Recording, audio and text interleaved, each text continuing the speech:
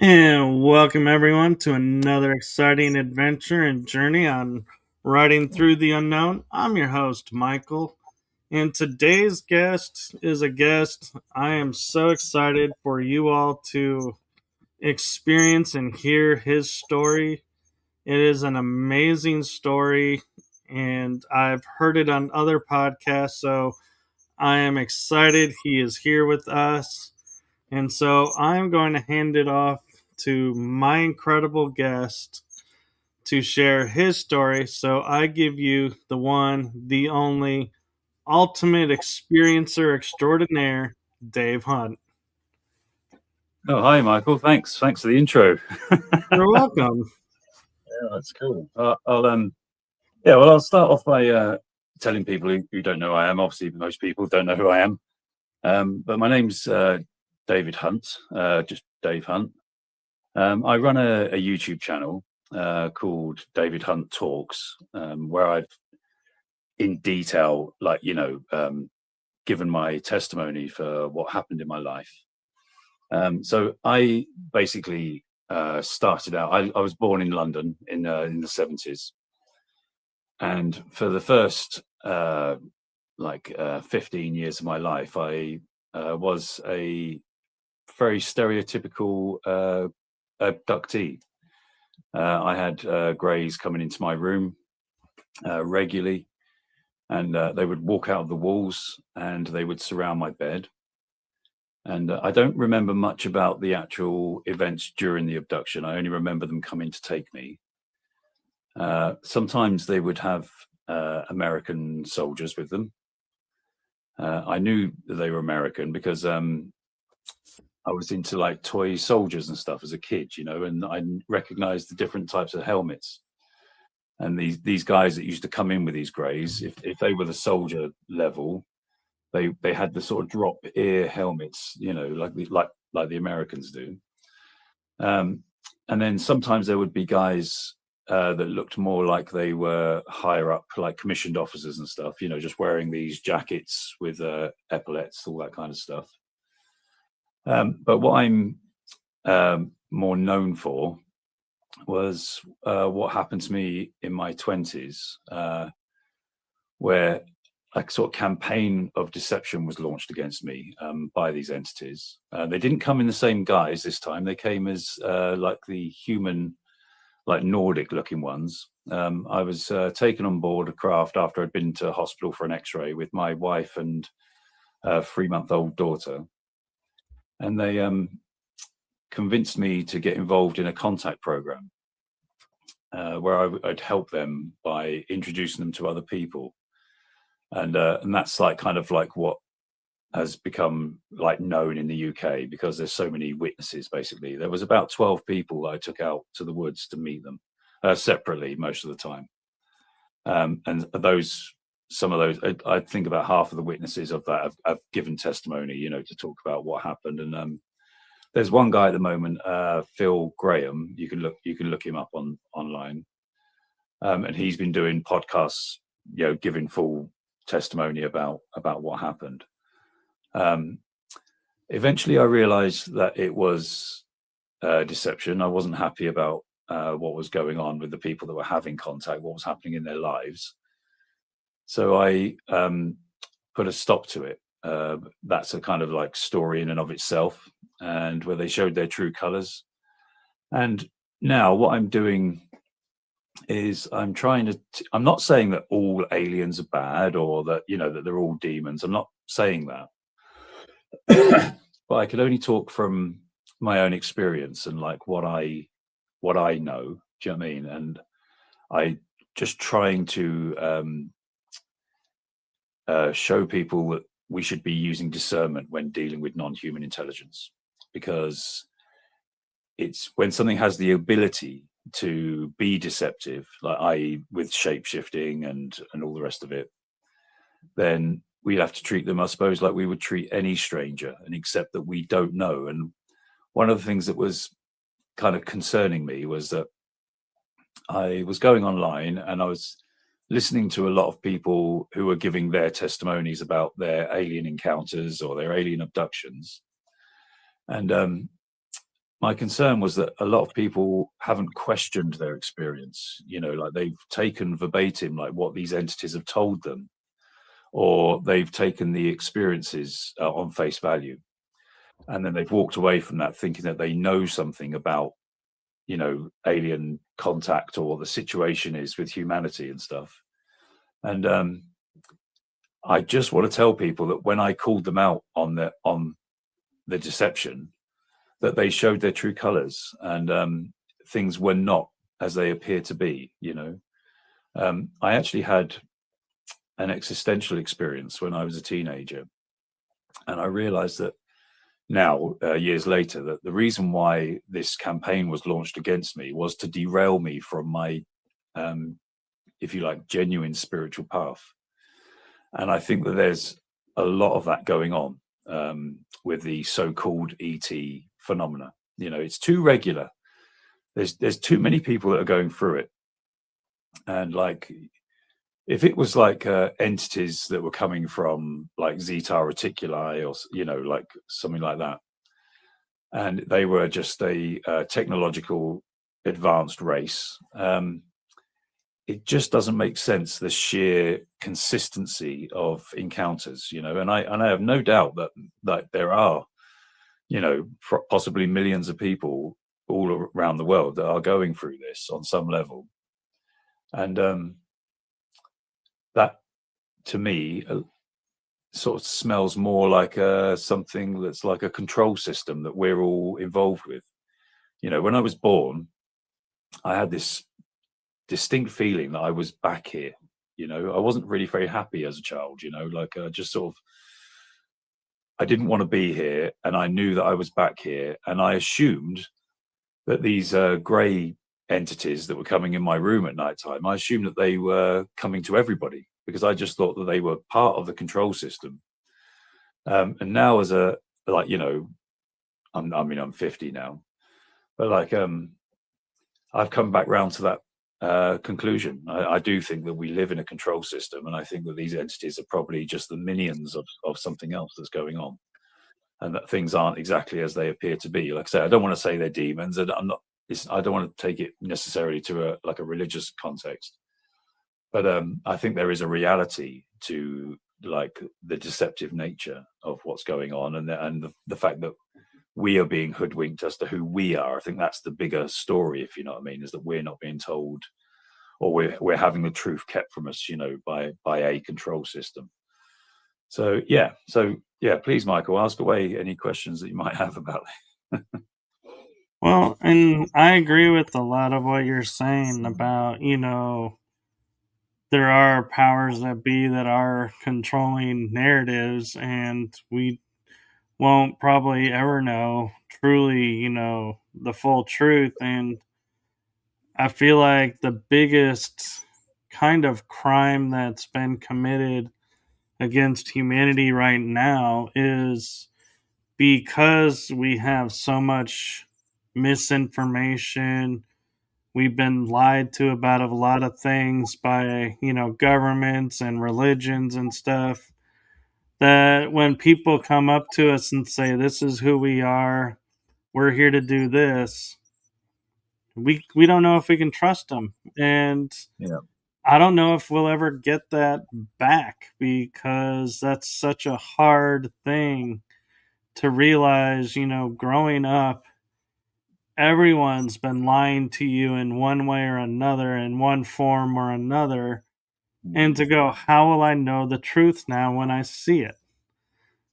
So these entities, for instance, I'll tell you what they told me during the initial like contact as an adult. And again, I think this is a story that a lot of people have been told. Now, of course, like, because of my earlier experiences, I had this feeling of like not feeling like everyone else. When I tried to mention it at school to people, to say, "Hey, the greys," I didn't call them the greys at the time, but I was like, the greys that come in your room, and people would just look at me like I was mad. And then I started to feel isolated, and I was like, "Oh, okay, so you can't talk about this to people. This is something I have to keep to myself, or whatever." Right. And it always made me feel slightly like unhuman. There was a part of me that didn't feel the same as everybody else or whatever. Now, they gaslighted me during this initial contact as an adult, and they said to me, "Well, you're the reason why you feel like you're not human is because you're not human." They said, "You're one of us."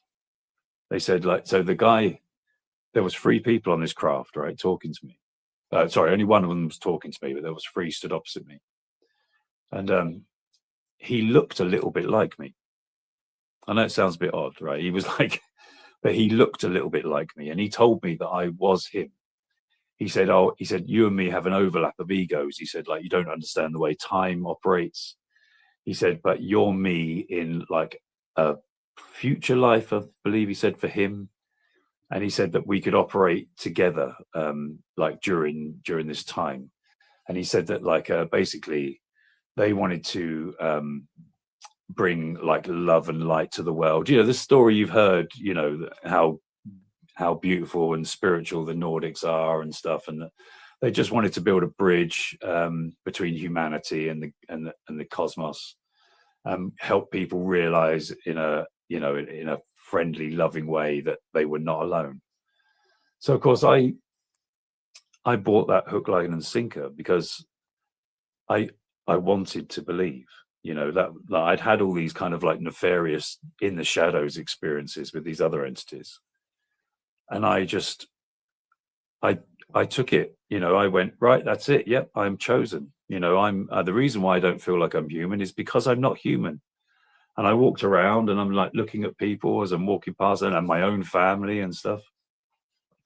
And I was starting to think, these guys are humans and I'm not a human. Do you know what I mean? I'm just in a human body or whatever. And of course, what it was a really clever way of like isolating me.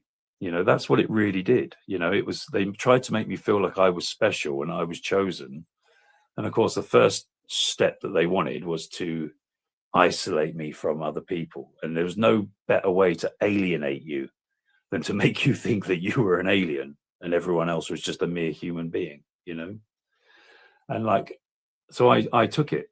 And then of course they kept coming to me then afterwards on that. And they would they taught me how to see them properly. Like, so that the initial experience happened, but then afterwards they would come to me telepathically. And they would they would come into my dreams. I know that's hard for some people to accept. I accept it if you don't, find it hard to believe or whatever, or the validity of it. But I can tell you that I do know the difference between dreams, and reality. And what they would do is I would wake up in a dream and start having a lucid dream. And then these guys would break into the dream and then they would start talking to me in the dream. And all I can tell you is from my perspective, it was real. And of course, like, I had lots of other experiences with them as well. So I know that they were real, but like, they would come into my dreams and they were telling me that it was easier to communicate with me on the dream level. So if we wanted a like clear, concise, like conversation, that's where they were having it. And they said that they were going to train me. So they over about a 3-month period, we went through this training where they taught me how to see them here. They said that I was naturally gifted for telepathy, and I didn't really ever have to do anything about that. They could talk to me telepathically whenever they wanted. One night, I was driving along, and one of them appeared in the back of my car.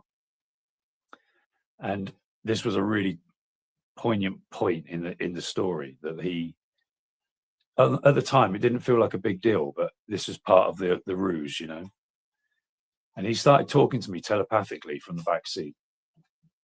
And he said that he really wanted to drive the car. And of course, at the time, I was completely on board with these guys. I thought that they were my best friends. And he said that he would need to enter my body in order to drive the car because he couldn't physically do it himself. Now, we'll say as well that at this time, he didn't look like a solid being. He looked like they would come at different densities, as in the way that you would perceive them. Right. And he looked like a kind of like a ghost, like you could sort of kind of see through him, but I could see the features, the head, shoulders, and all that kind of stuff. Kind of like a hologram. Yeah, it was like, I don't know if you've ever seen the film The Frighteners. Have you? Yes. Yeah. So it kind of looked like that, like the ghosts on that, and but obviously in this um, Nordic form. And he said to me, "Yeah, I need to enter your body so that you can drive the car, but I can experience what it feels like to drive the car." So of course, I just let him because, like, I was in a situation in my life where I thought that I was spiritually enlightened. Okay, I thought I knew what was going on because I knew for a fact that the graves were real. I'd had this existential experience, which I'm happy to talk about in a minute, which made me believe that I knew that what the true nature of reality was. I actually think that that experience was valid, but all I'm saying is that at that time in my life, I hadn't interpreted it like properly. I was too young to Right. really understand what was going on. So I thought that I thought that I was spiritually awakened. That's how I was. I was walking around. I'm like, I'm a good person because I'm a vegan and all this kind of stuff. And I'm this spiritually evolved, enlightened being. So I thought I was completely in control. What I didn't realize was that I may know a few things, that other people didn't about the spiritual nature of the world because of my experiences, but I wasn't streetwise. Okay, spiritually streetwise, let's say. Okay, so I let this being into my body. Now that it would come into play years later because they used that quite a lot. They would come into my body quite a lot, and I would experience it like I was in a plane cockpit, and it would be like there was two pilots. So it wasn't like I'd leave and go somewhere else. I could see what was going on. I knew what was going on, but they would come in and they would take over, like as if you were handing the controls to them. Right.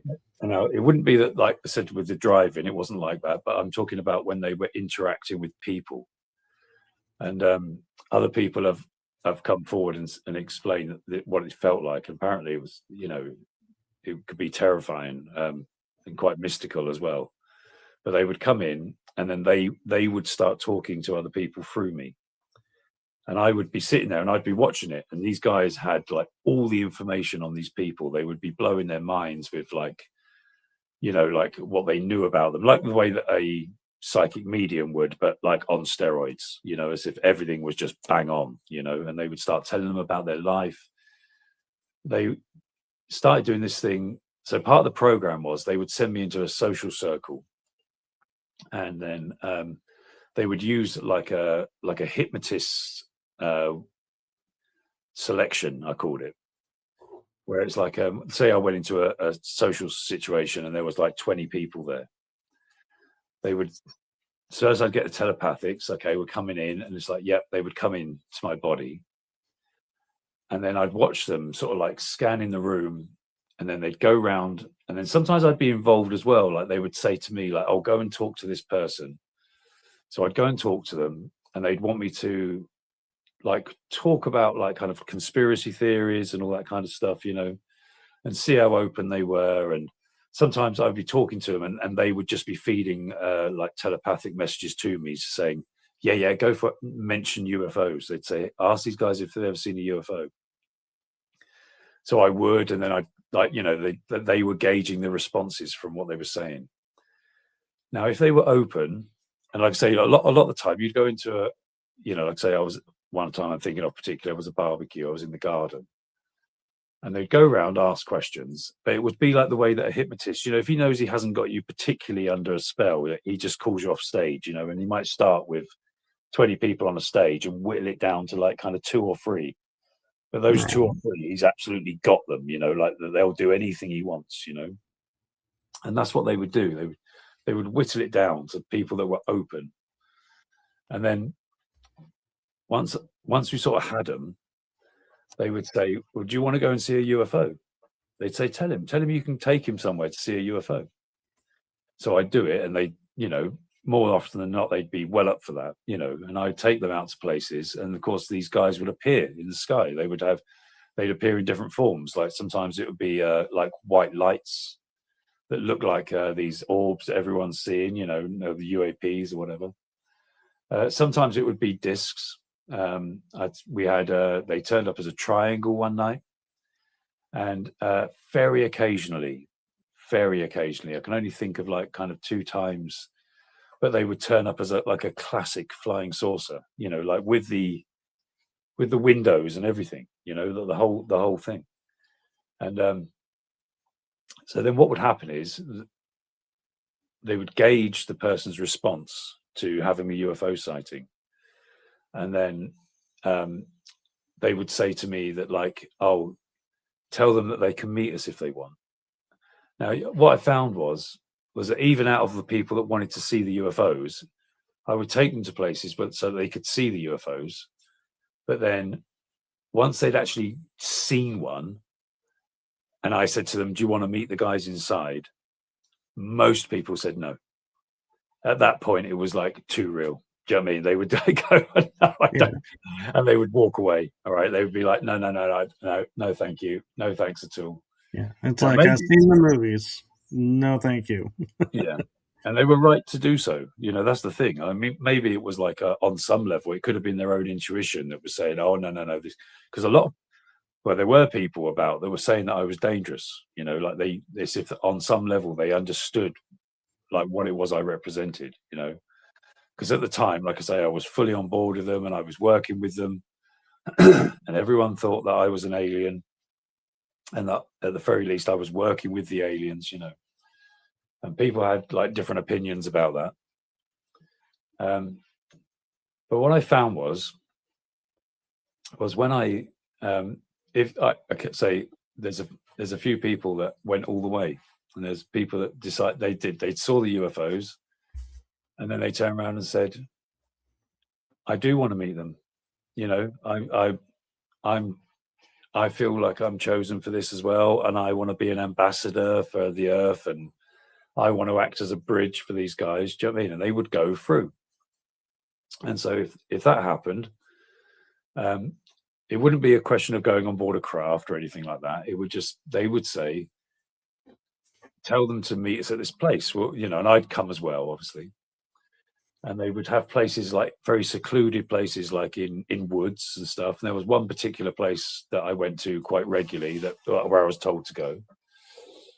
And actually, it was kind of funny. It was called Eden, this place, So like, used to take them to Eden, and they would just appear. Sometimes they wouldn't appear at first. We'd be there for a while, and they wouldn't be there, and I'd be thinking, oh, that's right, and I wasn't hearing anything off them. And then all of a sudden, like, you turn around to leave, and then as you turn around to leave, they'd be there, and they would have short communications with the other people, like a short telepathic communications. And then what I would see after that was that those people's lives would start falling apart. They would start, like, first they would go into some sort of shock, for a few days, and then they would be all over me, like coming to me for advice, because as far as they were concerned, I knew what was going on, and I was there to help them, and I was trying to, but I would see like the opposite effect of what I was expecting. I thought this was all going to be for everyone's good, and that's not what was happening. What was happening was they were falling out with, like, their parents, and getting into trouble with the police, and doing all these sort of mad things. Some of them getting into like drugs and all that kind of stuff, and it was just like, I found it like really concerning. So I started to question the narrative. Now, these guys, they had the UFOs. Do you know what I mean? They had the blue tight fitting suits, and they had all the rest of it that people report when they say that they've had encounters with aliens, Right.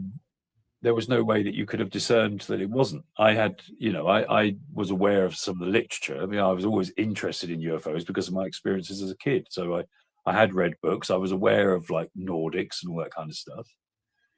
And that was my framework for who these guys were. Although they did tell me who they were, I also went, okay, yeah, because lots of other people are having this experience as well, And so I just sort of took it at face value. But then when, like in real life, people's lives were falling apart, I started to question them. And then a couple of times there was incidences where I took them out to meet with them, and they would look completely different. And I questioned them on that, and they said, "Oh no," they said, "we change the way we look depending on the person." They said because we like to make them feel more comfortable or whatever. We'll change the way we look depending on how they expect to see us and all that kind of stuff. And I was thinking, well, hang on a minute, I don't do that. And if you can do that, like, what do you actually look like? Because now I don't know anything. I didn't know like what they look like at all, because if someone looks three different ways to you, you don't know if any of them or one of them or whatever is the actual true image, Right. So I started to become like very like wary, and then I went as far as saying that I wouldn't do it anymore, and I started to refuse to do what they were asking me to do, and my life started to go out of control. It was like they went quiet on me for quite a while, but I had a series of unfortunate events, which led to me living in a tent. And when I first met them, I was married and had, children, and I was living in a house and a job and all that kind of stuff, Right. And it had all gone by the time this was finished. And I was living in a tent. I had no money. I kept like getting like odd experiences happening to me, but they had stopped talking to me directly. So I knew they were around, but because I could sense them. But like they weren't talking to me anymore, if you like. So what happened was, and this is where I want to tell people about how dangerous getting involved with non-human intelligences can be. So eventually I'd had enough of being in the tent. Okay. And I decided that, right, I needed to go home and live with my mum and dad for a little bit, which wasn't any fun. I was about 31, 32 at this point. And I said, like, okay, I'm going to have to, because I'm hungry, I'm tired, I'm not well. So I went home, and I had about 3 or 4 weeks of kind of R&R, where I was eating well, and I was getting over. I thought, okay, it's brilliant. I put a stop to it with these guys, and it's over. It was like getting out of an abusive relationship. There was like a weight lifted off me, and I was sorry for the damage that had been done, but there was nothing I could do about that. But I needed to look after myself, and I needed to live on. Like I said, I had children and stuff, and I needed to get my life back in order. But then one night, they sort of played like a sort of I don't know, like the naughtiest cards, that they had up to that point. And all evening long, I was walking around my house and stuff, and my mum and dad's house, and I had this horrendous feeling on me, and it was like as if like a murderous entity was like on your back, and it was right there, like on my back, everywhere I went, as if it was right on my shoulder, and I could not shake it, and I knew it was spiritual, I knew it was like, something, it meant me harm, and my mum and dad couldn't sense it at all. And I was like, go out in the garden for a cigarette and stuff, and it was just palpable. It was there. I couldn't see it. I couldn't feel it, but it was absolutely there. I've sort of described it before as like, if you was in an elevator, and like a serial killer got in and stood behind you and had bad intentions and the door closes, like it was like that. It was absolutely horrendous. It was, like I say, it was horrible. So I made a schoolboy error, and I thought, I can't handle this anymore. I'm just going to go to bed and go to sleep.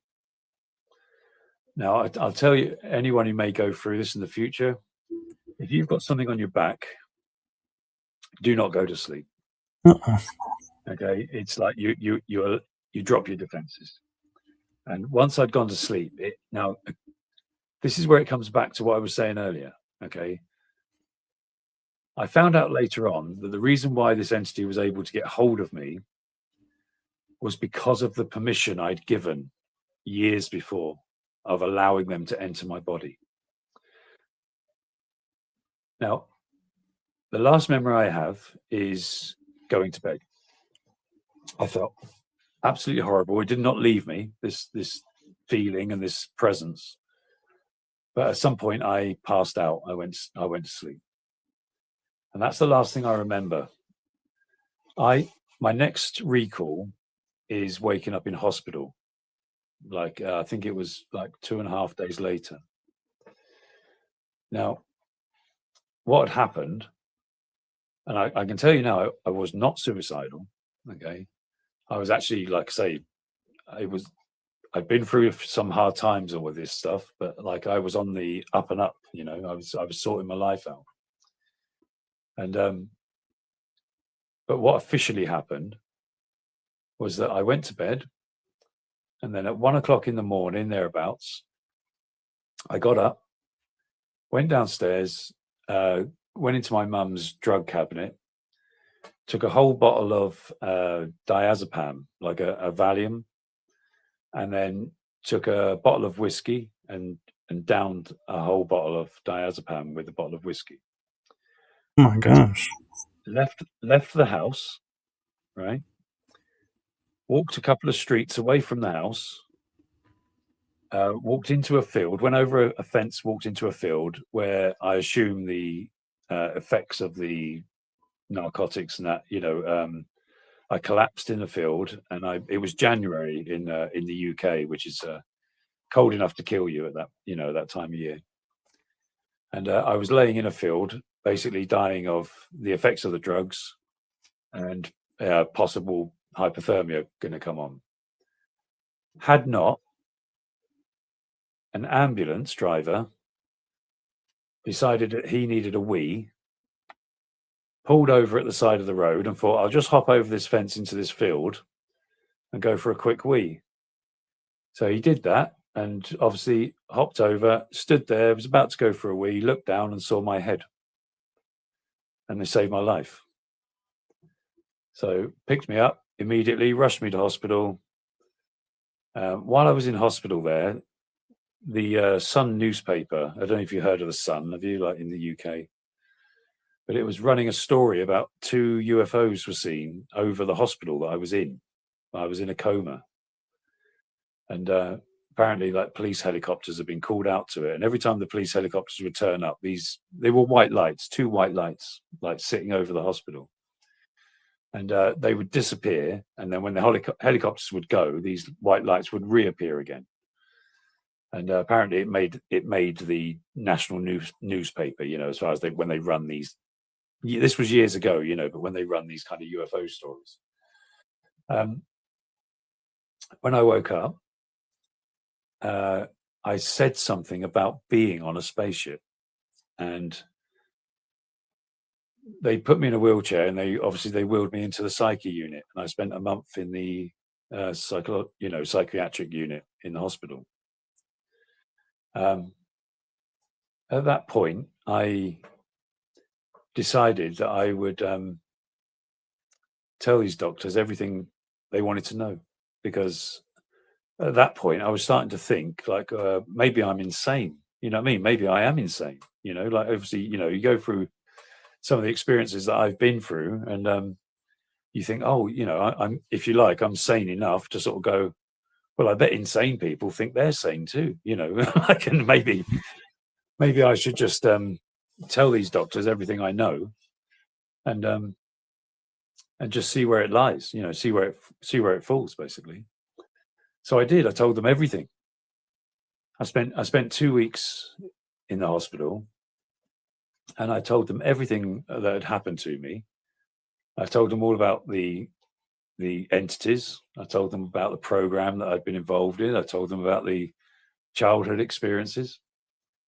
And they said to me at the end of the 2 weeks, I was supposed to be in 28 days, but they only kept me in 2 weeks. And they said, Dave, they said, you're one of the most balanced psychological people I've ever met. They said, you know, we're going to have to let you go, mate. They said, you've got no psychosis going on. And I was like, okay. I was like, but I said, are you saying that you believe me about what's been going on? And they said, well, we can't say that. This was a while ago, do you know what I mean? They said, we can't say that. They said, but you can go. Now, there was another guy that came in and interviewed me in the hospital. And I always got the impression that he wasn't a doctor, that he was someone else, you know, and I can't for the life of me think of how he introduced himself or whether he actually did give me a name or anything like that. But he talked to me for about 3 hours.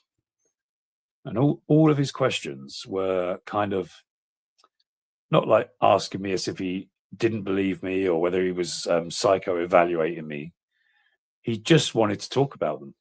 He just wanted to talk about what they said specifically, you know. He wanted to know all details. That's what he wanted to know. That's all he wanted to know, really, was like details. What did they say? How often did you meet? What was going on? So again, you know, in the nature of full disclosure, I did. I told him everything that he wanted to know.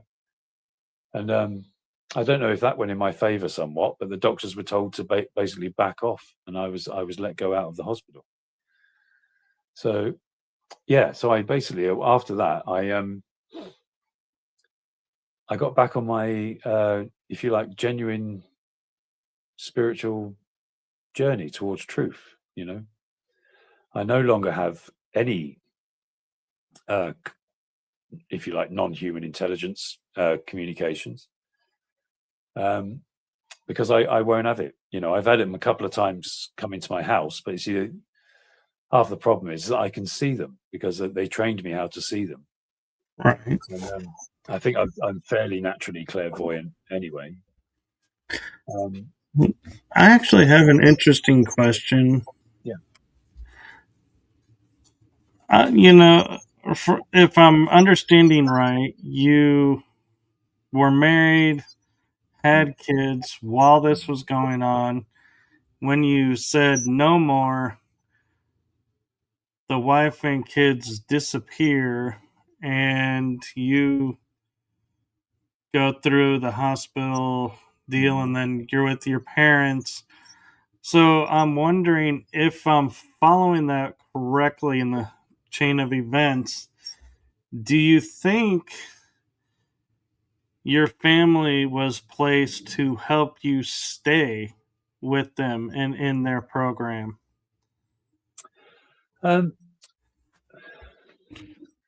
It was to be honest with you, when the program started, it was like the start of the end for me and my wife. As soon as it started, Okay. all right. So we immediately had a difference. So I'll go back to the original event.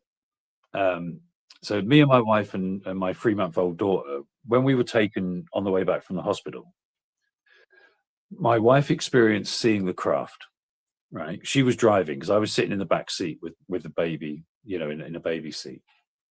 Right. And, so she was the one that called my attention to the fact she called it a shield. You know, it was like looked like an upside down shield. You know, was in front of the car. like above and in front of the car, but pacing us.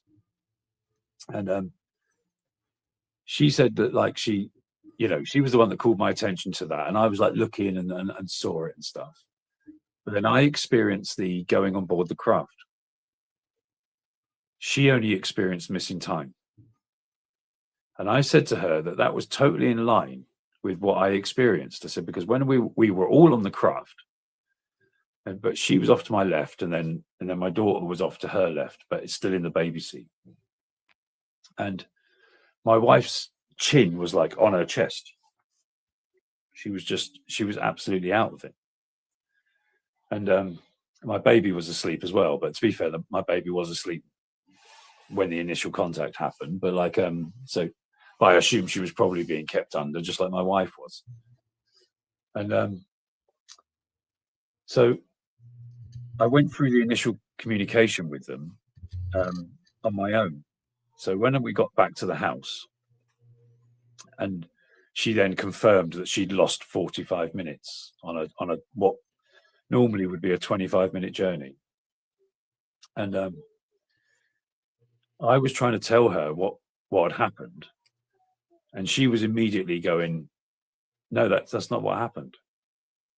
She said, "We saw the craft, we saw the craft, and then it blinked out." And I was like, "Yeah." I was like, "We were taken on board the craft." And she was like, "No," and she wouldn't have it. And then like we even had the ticket for when we left the car park from the hospital. So I was like trying to say to her, like, explain this. That's why she will accept that we lost 45 minutes, because I proved it to her on the day. Do you know what I mean? Right. But like, but she, and I said to her, I said, I know you lost time. I said, because I said, and I know you don't have any recollection. I said, because you were absolutely comatose when you were on the board the craft. I said, like, that was, and of course, like I think from the entity's point of view, it was actually important. They were trying to separate me from everything I had in my life. So I don't think my wife and family and that were in on it. I think the entities were trying to separate me from them. They were trying to take me away from what was actually stable in my life. Do you know what I mean? So I belonged more to them than I did my family. And at the time, like, all I can say is that like I always felt like I had a special role being here, because of the other stuff that had happened. And I did choose them over her. I'm sad to say, that is kind of what happened. I chose my relationship with them over her and a stable life. So yeah, it won't happen again, mate. Tell you that. Oh, I'm sure it won't, but thank you for clarifying that. And I'm curious, now that you're free of them, you know, does your ex allow you to see the kids, or is she Well, still, nope? I never actually lost access to seeing my children. Do you know what I mean? I was always very close to them.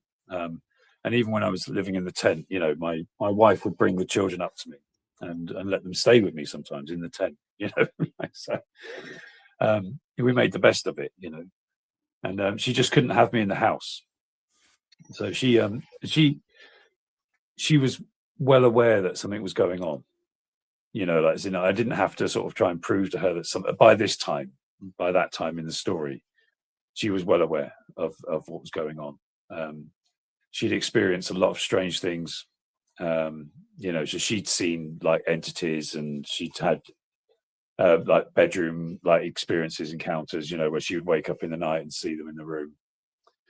And then one night, I was laying upstairs and she was laying downstairs.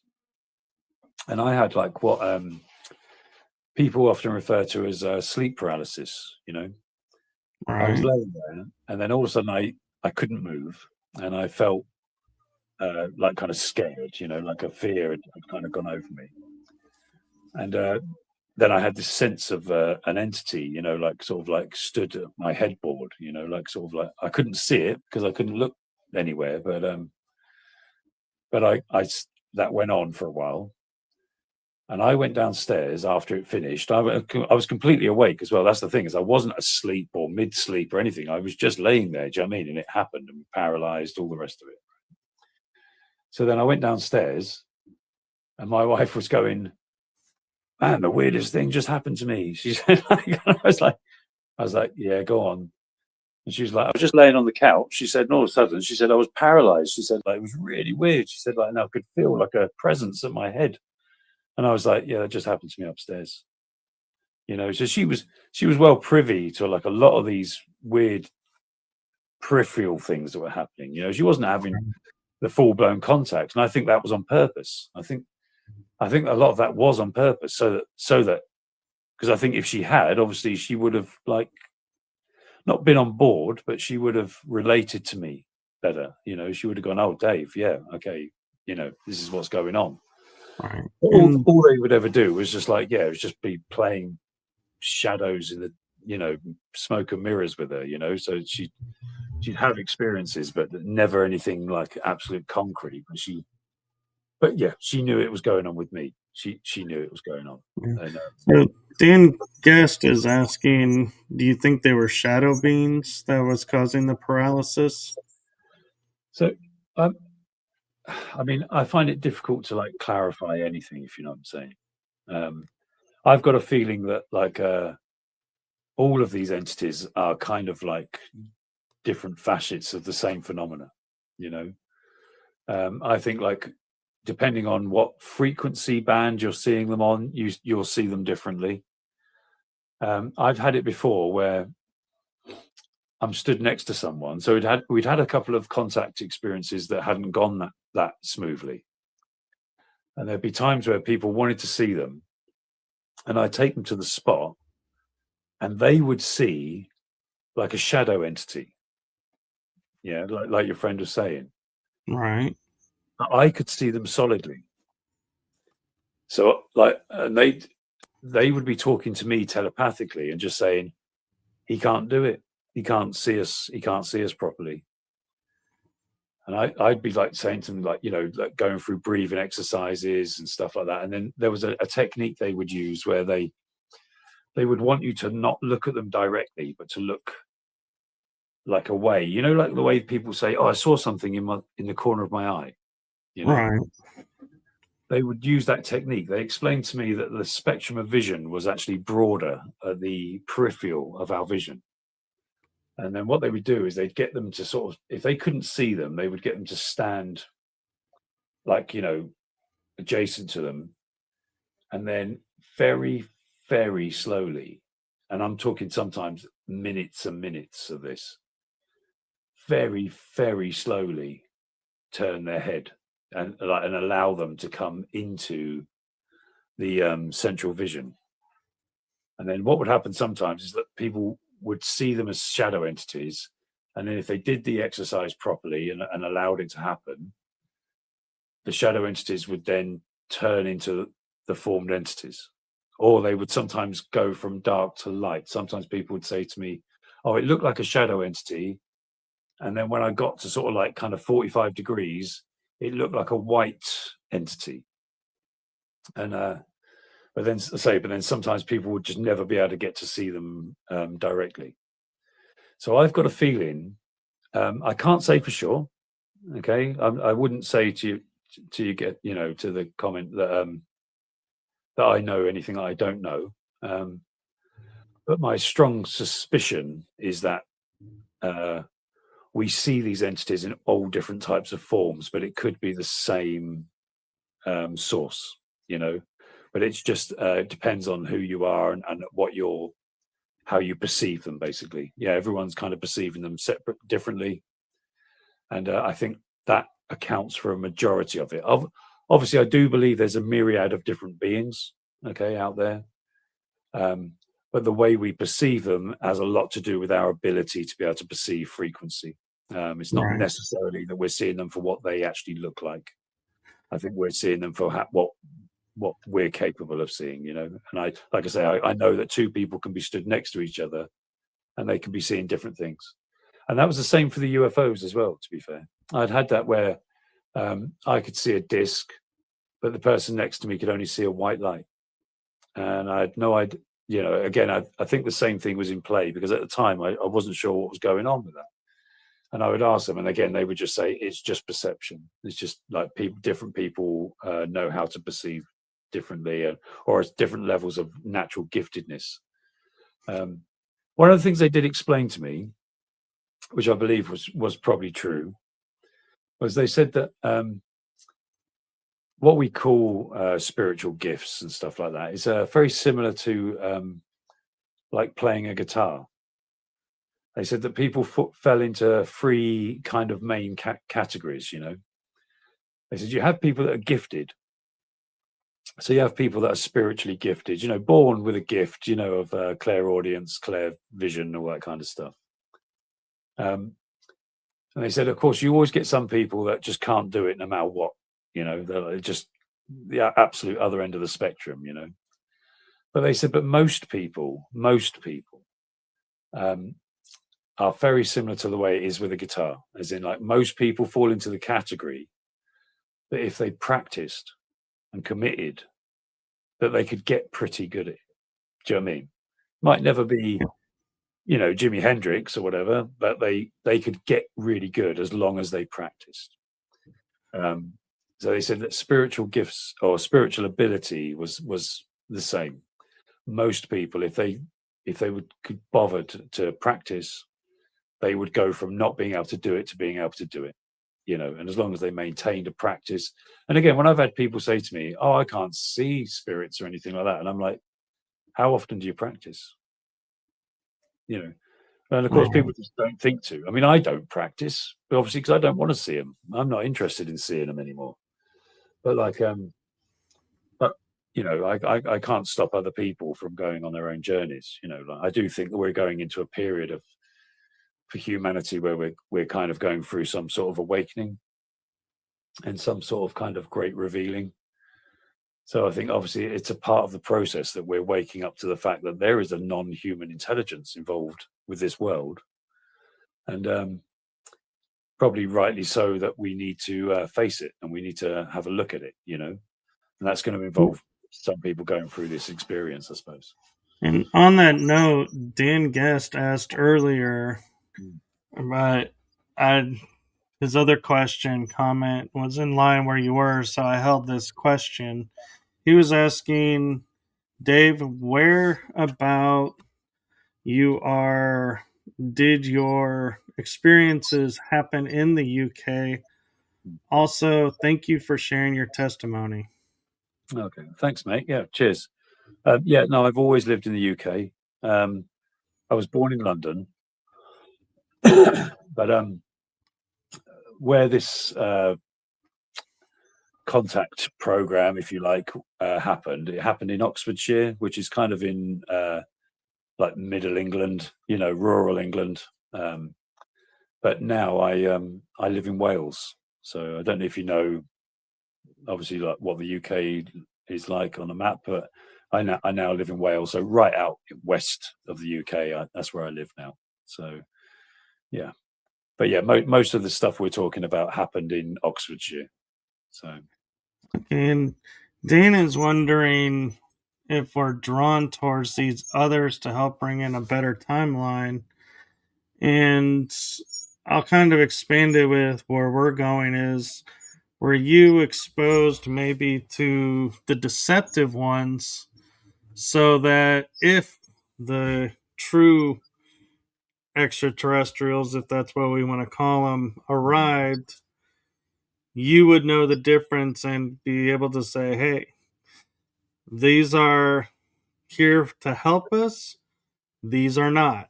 So you guys can do what you want. This is my experience. So I had an experience with what I believe to be genuine benevolent beings. I like I say, I can't say what I don't know. Like most of my experiences were, like, say, 99% of it was with the deceptive entities. But one night had an experience. Unfortunately, like I said, I wasn't on my own. I was with a friend who will happily stand up in any court and say this happened, where 3 guys walked into our front room while we were meditating.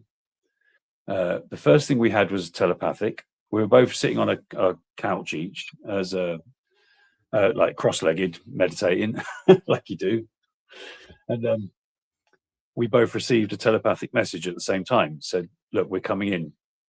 Is it possible for you just to stay still?" But it had a completely different feel. It had a very, it was friendly, but it was very mature. It was like just a very down to earth kind of spiritual maturity about it. Wasn't all mystical and all this kind of stuff, like what a lot of the deceptive stuff is. Very mystical in nature, very sort of like, ooh, you know what I mean? It loves to do that to you. It thinks that that's what you want. But these guys were not like that. And they walked in to the front room where we were, and there was 3 of them. One sat next to my friend. The other one knelt down on the floor near where I was sitting on the couch. And the third one, who seemed to be controlling things. Now, these guys, they also looked like these Nordic entities. They looked like human beings, right? But they were also wearing these kind of fairly like tight-fitting suits and all that kind of stuff. Now, at that point, I passed out, but my friend, he didn't. He was sat there and he was conscious for the whole thing. And what he said happened, he said they laid me on the couch. They laid me down on the couch, the one that was by me. And he said he got out this light and he started passing it from my head to my feet. And he was doing it over and over again. And the guy that was sat next to my friend, his name's Ricky Meadows. He has gone, like I say, he has gone on record about this. He said that the guy that was sat next to him on the sofa explained to him that they were genuinely helping me. He said that Dave would be dead by now. He said if we didn't keep coming and doing this energetic work on him. He said that they were doing something to heal my body, right? And he said that they couldn't stay very long. He said because they basically, he said it was like as if like the control system would triangulate down on them very quickly, and they said they only had a matter of like minutes, before they had to leave. They didn't try to sell him any bullshit. He said they were really lovely, but not overly in a sort of like kind of a fake love and light sort of way, you know what I mean? Which I think a lot of that is deceptive. A more authentic. It was just, he said they were just so mature. He said they were just like a really, really mature guys, lovely guys, but not in a way that made you feel they were trying to sell it to you, you know what I mean? And so my next conscious experience was that I saw him as he was like putting me back up right on the sofa. And I looked over, and the guy that was next to my mate Rick, he waved at him like a child, he did this sort of silly wave like this, right? And my mate just like went, waved at him back, and then he got up, and they got up, and they just kind of smiled at us, but they were gone. It was as if they didn't have time to hang around. And I was like, said to him, like, I said, what the hell just happened then, And then he told me everything that had happened. And I was like, I think we just met some genuine ones. These guys were not from this matrix, if you like. I think they were coming from outside of what we call, the construct or whatever. And they were not part of it. I think a lot of the entities that people are dealing with are coming from within the control system.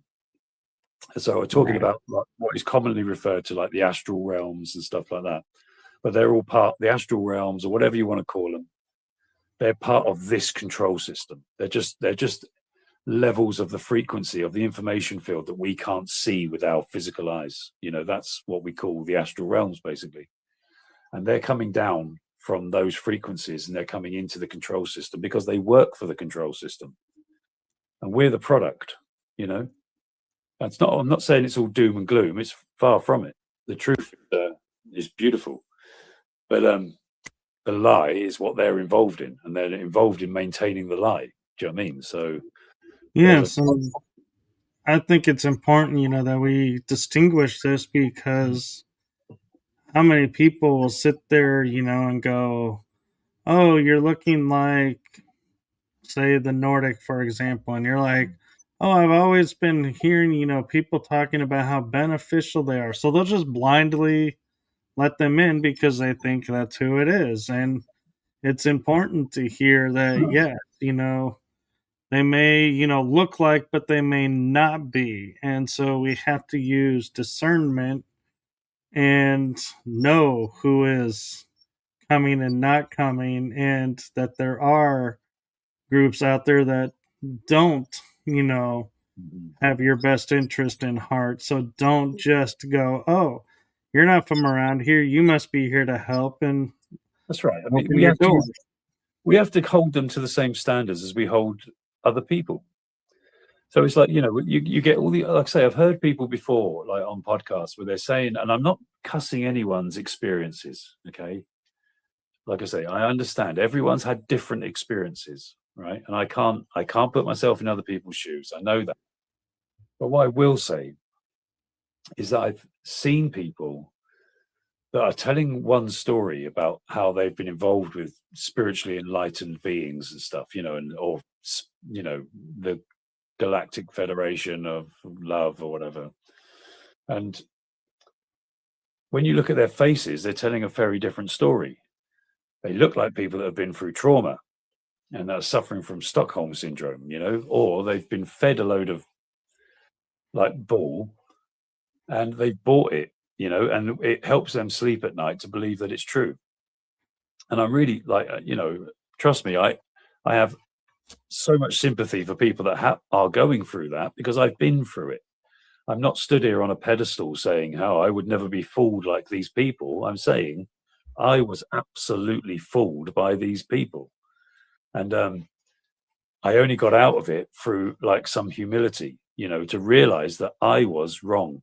I was wrong. I was the idiot in the situation. I was wrong.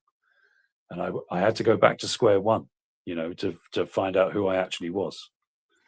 But I always say, like, like, how comes, like, you'll see these people and they'll say they're involved with this, that, the other, or whatever. And you're like, okay, well, call them down to look after your cat while you go away then. And they'd be like, what do you mean? I'd be like, well, surely they would do that for you. I said, even your neighbor would do that for you.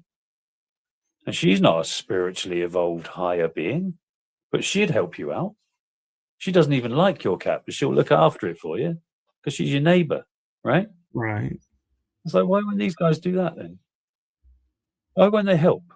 Why are you saying that they're watching what's going on in the world, but they don't want to help? They just want to come to you in the middle of the night and tell you stories.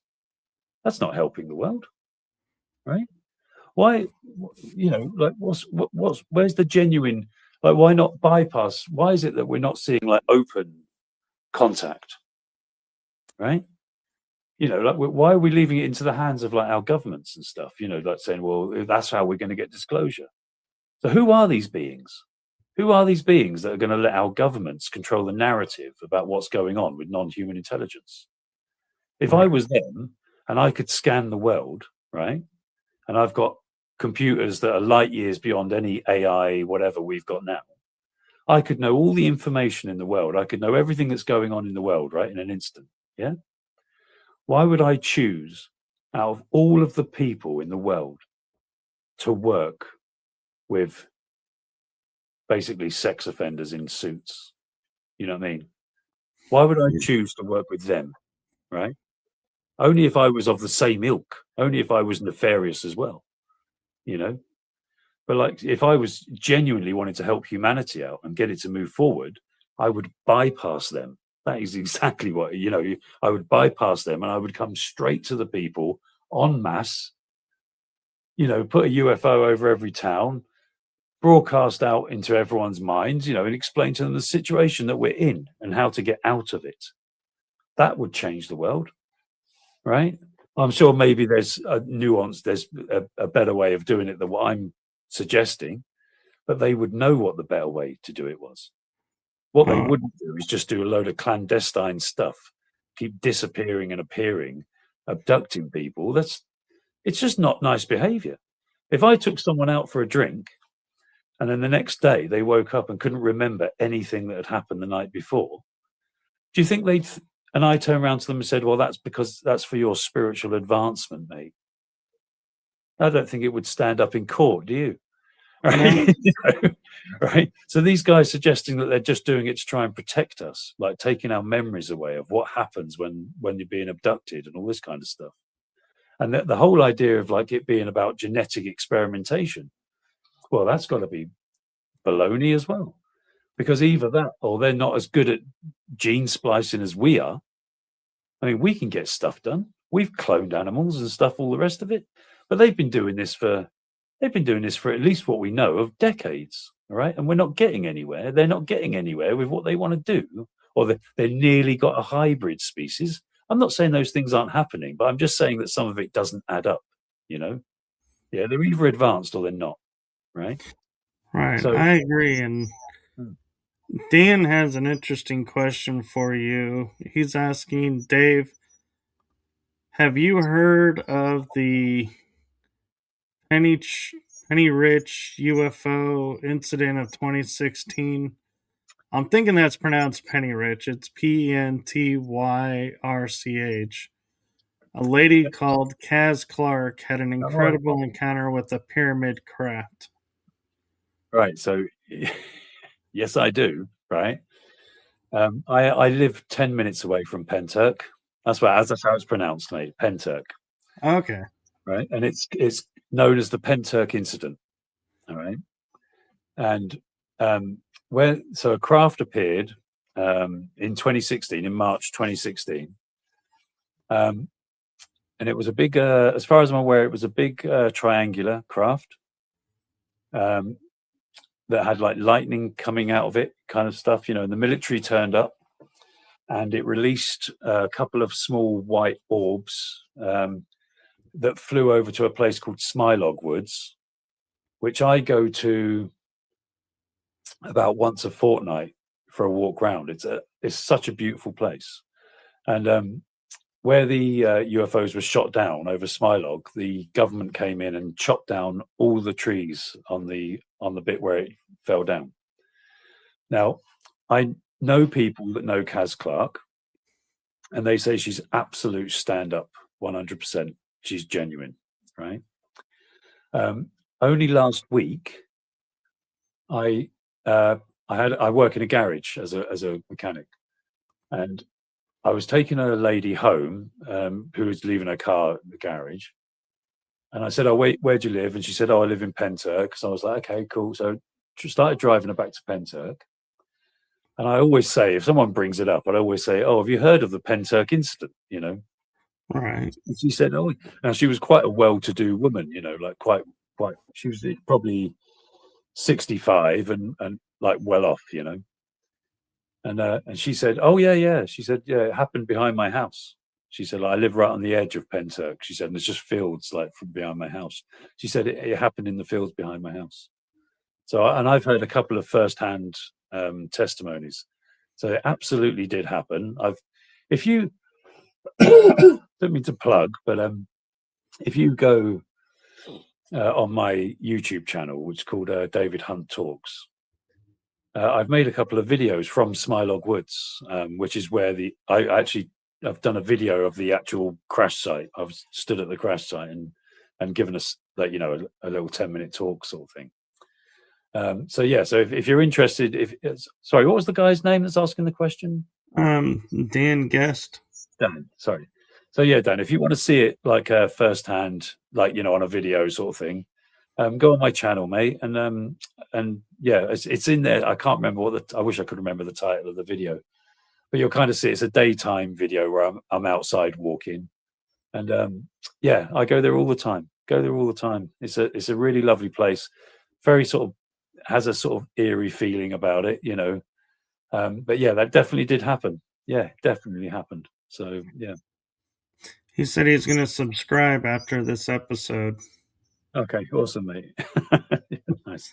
I think there's about 60 or 70 videos on there, where, like I say, I talk about my experiences in more detail, and but I also help a lot of people with coming to terms with awakening, because it's not what people think it is. You know, like enlightenment is not all roses and sunsets. You know, it's quite a raw process of coming face to face with what you really are, and the truth. You know, Yeah. so Personally, I wish it was the rosy field, yeah. but Now that's yeah, um, it's not. But it is true that the truth will set you free, you know. But That's first it will true. piss you off. Yeah. Yeah, that is true. But like, So yeah, yeah, and one question you mentioned, you knew you were on the ship, mm.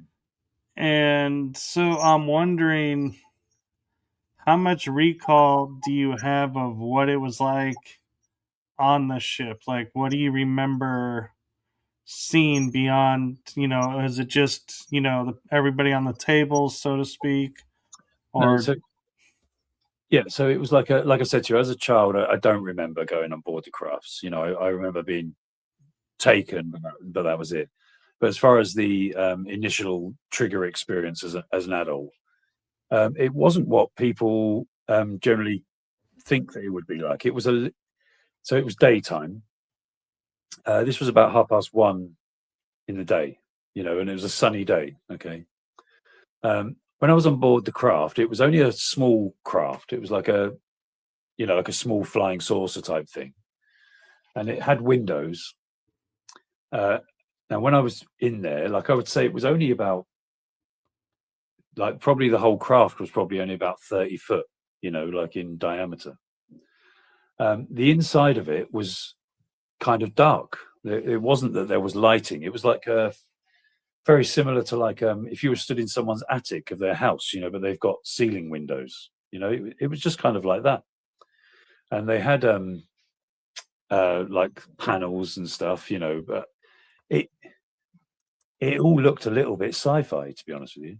Like, and I again, I wonder about the deceptive nature of what it was all about. I can't really trust any of it, but like it was almost exactly how you'd imagine like a 1970s, you know, someone was like saying, "Oh, build me a stage set for an inside of a UFO." You know, it was very similar to that. It had like knobs and levers and round buttons. Do you know what I mean? Yeah. yes, Um, but I was when I was there, and again, it just had like a flat floor, but it was not lit. It was there was no specific lighting, and there wasn't this you know, when people describe during abductions that there's a kind of like a diffused lighting. You know, they don't know where the light's coming from. That wasn't the case. The only light that I could see was coming through the windows.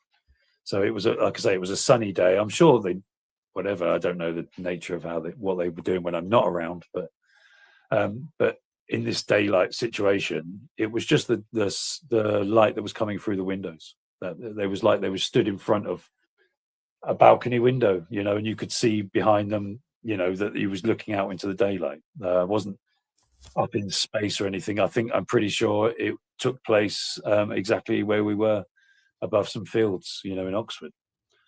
Um, so, but yeah, that's there wasn't. I don't remember a smell. And the other thing I would say as well, as far as no, not having too much detail about what the inside of the craft looked like, was that the whole time that I was there, I think I was under some sort of control.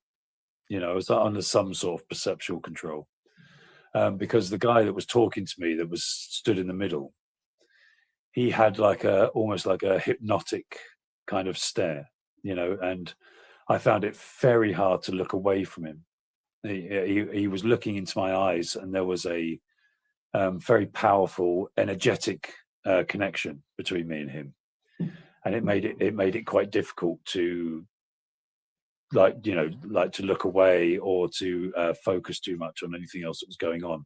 He had a woman to one side of him and a bloke to another side of him. All I knew about them really was that I could tell that they were really good looking, like ridiculous. When people make you feel ugly in their presence, it was like that. Yeah. I felt like an ugly little runt because they were so beautiful. But yeah, but it doesn't matter, does it? Because there's shapeshifters; they can look however they want. So it doesn't mean they are beautiful, does it? But there you go. Yeah.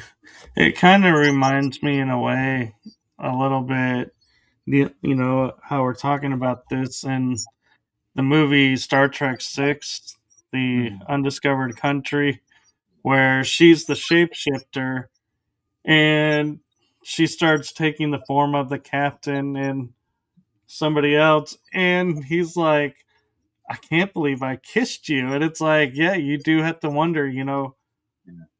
did you kiss her or did you kiss him? Or, what, who was that even lips? And, it's like, oh, yeah, the mind just starts to go, uh oh, Well, what did we just I'm quite do? glad that I didn't kiss any of them, mate. To be honest with Yeah. you. But yeah, you're right. I mean, I don't know much about Star Trek, to be honest with you. But yeah,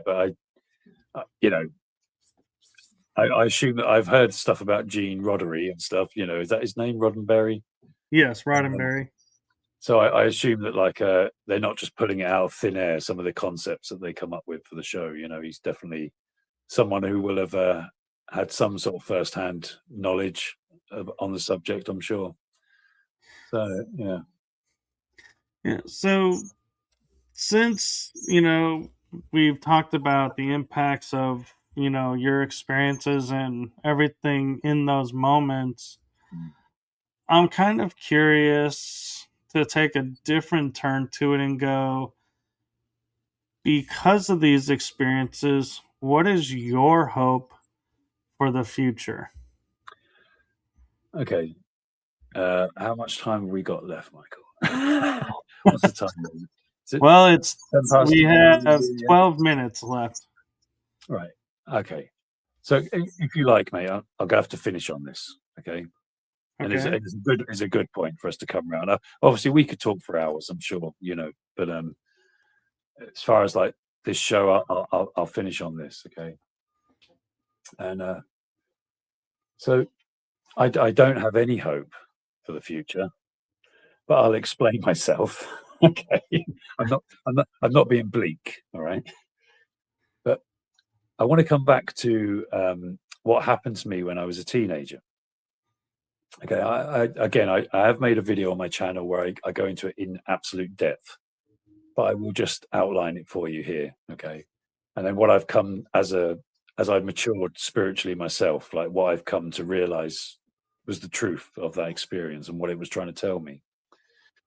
Um, so while I was awake, I was taken out of my body and I was accelerated. I assume like on an astral level at first, but like accelerated out of this reality entirely. I kept accelerating until I was going at something like the speed of light, and then all of a sudden everything changed, and I wasn't moving at all. And I found myself in I want to say place, but it doesn't really justify it. But I was beyond space and time. And in this place, I didn't have a body, but I was pure awareness. I was still aware of I had a point of observation, but I didn't have the same level of identification with the persona and the stuff that I'd had as like you normally have when you're filtering reality through the body. There was a narrator that came to me that was all kind of around me, if you like. It's like I say, words don't really do it justice. I just hope that people get the gist of what I'm trying to say. And it said to me, I want to show you reality for what it is from this perspective. Like, yeah, of course, I was, I was along for the ride. Obviously, I didn't really feel like I had much choice, but it said that I was worried about, like, and it was right at the time. I was a very angsty teenager. I had all the normal hang-ups that teenagers have, and I was depressed and worried about which girls liked me or whatever, wanting to fight everyone, all that kind of stuff. And it said, I want to show you reality for what it is, from this perspective. Now, in front of me, what happened was, it felt like energy started vortexing, and I couldn't tell because I didn't have any. There's no perspective in ultimate reality. I couldn't tell whether it was right happening in front of me, like 2 centimeters in front of me, or whether it was happening 10 million miles away. There was no, you couldn't tell. Okay. And but there was like a kind of disturbance in the force, that you couldn't see, but it was like a vortex going up and a vortex going down, and they were spinning different ways. And all of a sudden, like a white light, like looked like a perfect star, just appeared in between them. And it said, that is reality. He said, that is everything that ever has, is, and will happen in your world. And I was like, what? And I closed in on it. And when I closed in on it, it was like a electromagnetic, like, information fields were going backwards and forwards within this white light. And it said to me that it was unlimited creative potential. The truth, he said, that's what the truth is it's unlimited creative potential. And it said it's the dreamer. He said that he could create realities through pure will, and that it doesn't have to create buildings and streets and cars and stuff. It doesn't do that. It's not the way. I mean, and science is definitely, like, on board with this now, isn't it? About the way that reality is much more like a simulation than it is an authentic 3D material, experience. And it was basically saying lines along the same lines. But bear in mind, this was 40 years ago. And it was saying that basically consciousness decodes the information fields and turns it into a, like, holographic kind of 3D reality. And I was like, okay, there was nothing else to really say. I didn't know, I couldn't argue with it. And everything, it was like hyper real as well. It was like, so when I came back from it, I realized just how dreamlike this reality actually is. And it was a little bit like having your head pulled above water for the first time. It was like I've been living my whole life underwater, and this was showing me a hyper reality. More recently, over the last couple of years, people have been talking a lot about having DMT experiences and talking about hyper reality, about how when they have these experiences, they're experiencing something that's realer than real. And it was very similar to the way I've heard DMT experiences described. But I can just tell you now, I wasn't on DMT. In fact, I don't think anyone was doing it, 40 years ago or whatever. I'd never heard of it. But then it sort of went on and told me that there was a particular part of the story that I was experiencing, and it just wanted to show me that. And it showed me that that where me and you, Michael, are, and everyone watching, it said that we'd gone one step further, and that we were living in it didn't call it a simulation. It kept referring to it as a dream, like a piece of artwork, And it said, but you're living in a dream within a dream. It said there's a proportion of the dream that's cut itself off from the prime dream. And it said it was done with a kind of super ego. And it said that it based itself on separation. And what it had done is it cut itself off from the source of energy by spinning off from the prime dream. And it said because of the nature of it doing that, it had to parasite energy from consciousness that was trapped within its system. Whereas in the prime reality, consciousness draws its energy from the infinite source of energy. Do you know what I mean? And it's also the people that live there, like what I'm suspecting the the 3 guys that came into my front room, that they come from a prime reality, and they are consciously aware of the truth, if you like. And it said that basically that's where we were. We were kind of, it wasn't judging it, but it was like saying that we'd become trapped, in a consciousness that was based on separation, which had led to fear and it had led to imbalance. Right. I'm trying to get this all out fairly quickly. I'm sorry, mate. But it said that basically it was over. It said, I want to show you. He said, obviously, it's not a fight. It's not like it has to worry about, what's going to happen. If infinite love decides that something's over, it's over. It's as simple as that. There isn't any authority higher than the source. Do you know what I mean? And I agree. so it just said, he said, like, basically, he said that this dream within a dream was ended. And it said what it was doing was influxing the way it's done. It said it's a done deal. It said there's nothing the control system can do about it. He said that when you're looking at the control system and thinking that they're all powerful because they're now rolling out technology and AI and surveillance and putting chemicals in the food and doing all the rituals or whatever, all the stuff. He said, what you're actually watching is these guys in their death throes. He said they've been controlling this reality for eons and they haven't had to do any of this stuff. They just had to control our belief systems and that kind of stuff. Do you know what I mean? It was fairly easy to do. Right. But it said since it had started influxing all this awareness, we said because of course the way that this separated dream could work had to work on us being asleep, spiritually speaking. So what it had done is it kept influxing loads of consciousness from the prime dream coming into this world. Now, of course, everyone forgets who they are when they come into this world. Okay, that's just the way it is. There's like almost like a magnetic layer around this matrix that wipes your mind.